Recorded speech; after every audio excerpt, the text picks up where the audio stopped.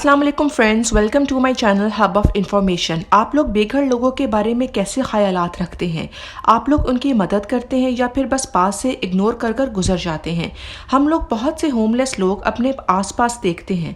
हम में से कुछ लोग इनके साथ बहुत अच्छी तरह से पेश आते हैं और कुछ लोगों को इनका वजूद अपने पास होने का एहसास भी नहीं होता, और कुछ लोग तो ऐसे हैं जिन्हें इनका वजूद गंदगी लगता है।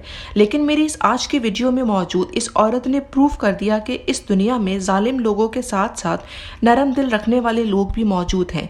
मेरी इस वीडियो को फर्दर देखने से पहले आप तमाम देखने वालों से एक हम्बल रिक्वेस्ट कि अगर आप मेरे चैनल पर नए हैं तो काइंडली इसे ज़रूर सब्सक्राइब कर दें और साथ में बेल आइकन प्रेस कर दें ताकि मेरी हर आने वाली लेटेस्ट अपडेट आप तक पहुंच सके।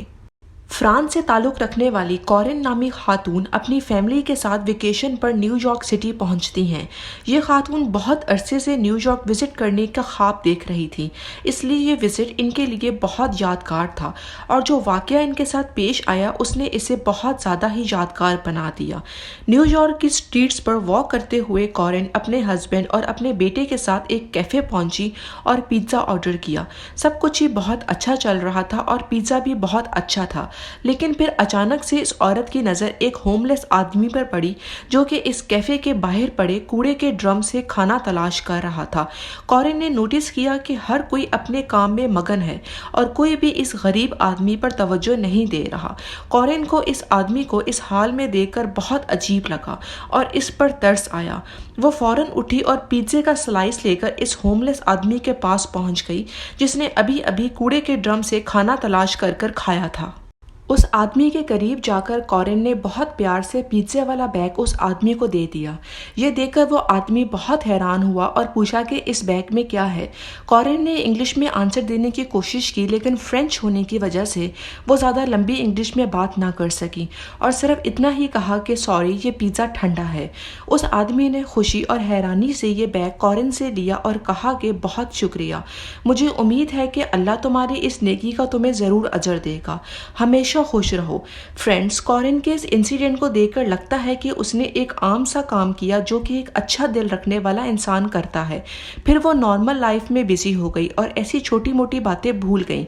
लेकिन कहानी यहाँ ख़त्म नहीं हुई, बल्कि असली कहानी यहाँ से शुरू होती है। कॉरिन सोच भी नहीं सकती थी कि जिस आदमी की उसने मदद की है वो असल में कौन है। 2 दिन के बाद कॉरिन और उसकी फैमिली एक कैफ़े में नाश्ता कर रहे थे कि वो बहुत ज़्यादा हैरान हो गई क्योंकि इस कैफ़े का एक एम्प्लॉई ने न्यूयॉर्क का ताज़ा अखबार इनके सामने ला कर रखा जिसमें कॉरिन की पिक्चर उस होमलेस आदमी के साथ फ्रंट पेज पर थी। कॉरिन बहुत ज़्यादा हैरान हुई ये देख कर के इसकी तस्वीर उस बेघर आदमी के साथ इस अखबार में क्यों है।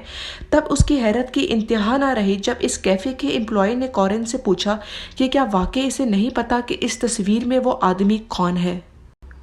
कॉरिन ने कहा कि उसे वाकई उस आदमी के बारे में नहीं पता।